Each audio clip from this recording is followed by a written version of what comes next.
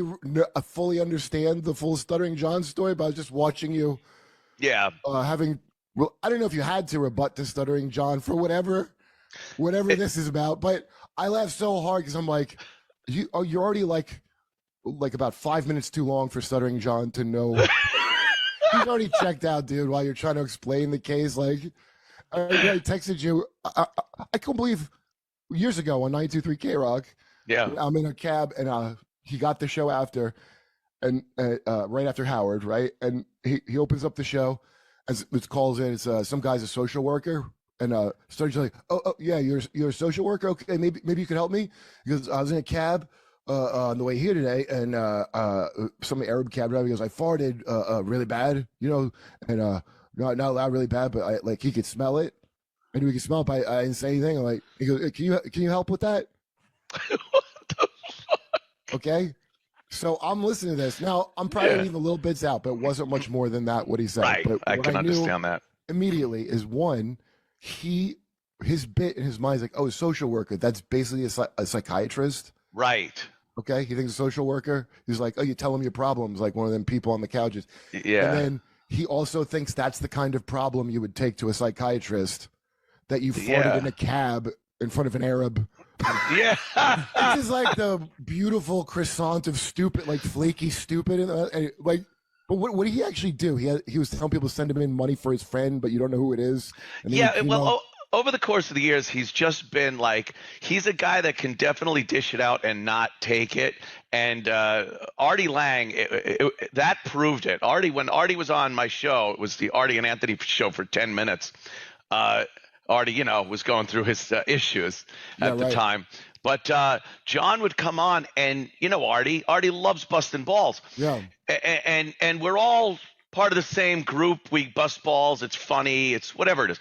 John would, like, you could say, Artie'd say something like, John, where'd you get the shirt out of the hamper? Why don't you do your fucking wash? And John would explode and go, you try to kill yourself with bleach and stabbing yourself, and your mother is fucking whore, and your father died, and and you're like, dude, chill. What the fuck is wrong with you? What is this? The roast battle in the belly room of the Comedy Store? Yeah. He's just a sociopath. And he's a dumb dude. He is not a smart guy. He's so stupid. I said it so many times. If this was a character someone was playing, it would be the most brilliant character. If John would go, oh, I hate having to play Stuttering John because he's such an idiot, but it's my bread and butter. I go out and people go, hey, Stuttering John. I'm like, no, I'm John Melendez. I'm not that idiot. But it isn't. He is that idiot. He's so fucking stupid. Yeah. Before he got his identity was like probably just stuttering, like John Melendez when he came in. Yeah. He's like, now, like when I had a friend back in college who I think is doing okay now, but one guy who starts drinking and this dude Crazy John. As like lightly as a nickname, like, hey, Crazy John, and he really ran with it, and then. He started really being performatively crazy at the right. With like 20 like kids, like, all right, look, Crazy John. Hey, Crazy John. I know you're in there and you can hear anyway. Yeah, he's nuts. Like yeah. He tried to do this charity thing. That's what we've really been ragging him about, and it's hilarious.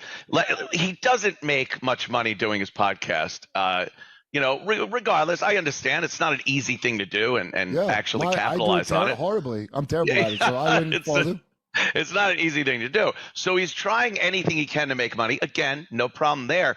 But he said that in his vernacular, he's like, there is a beloved chatter that chats in our room who has a beloved loved one that has cancer.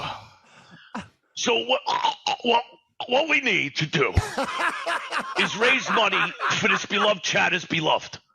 So I am going to put up my Patreon and my PayPal and everything. Donate money to that, and I'll make sure it gets to them. Oh, no. Yes, he did. No. There was no indication. He doesn't have the logistical aptitude to see that through, even if he means it. And it became Masterson. It was just like could have. Yeah. It was just like, dude, first of all, you're lying. I know you're pocketing this money.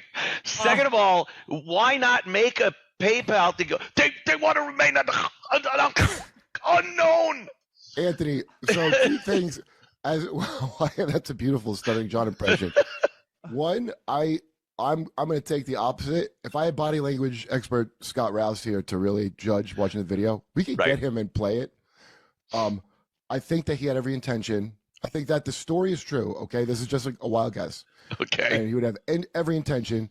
But if it is true, that's even more why you should not give the money to John, because it's like Jack and the Beanstalk. Like his mom sends him out, and John's gonna buy magic beans when he comes back.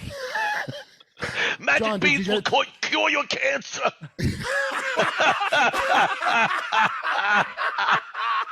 I knew it. Magic beans. That's he's the mind that trades the cow for magic beans, and he intended to do it. And that whoever it is would never even survive. That vital chemo money would never get to them. Imagine that. He's just walking down the sidewalk with a handful of the money that he made, and someone just comes up and goes, "With this very elixir, we can cure whatever ails you." Literally a cart and a horse. And I can give that to my friend. yeah. Anyone can get chemo. I got magic beans. Oh, if you had to Brandon Fraser actor's speech, what it took for you to do that impression of Stuttering John Melendez earlier. What you learned. If you could tell us what you learned. Playing John Melendez was one of the toughest roles I've had.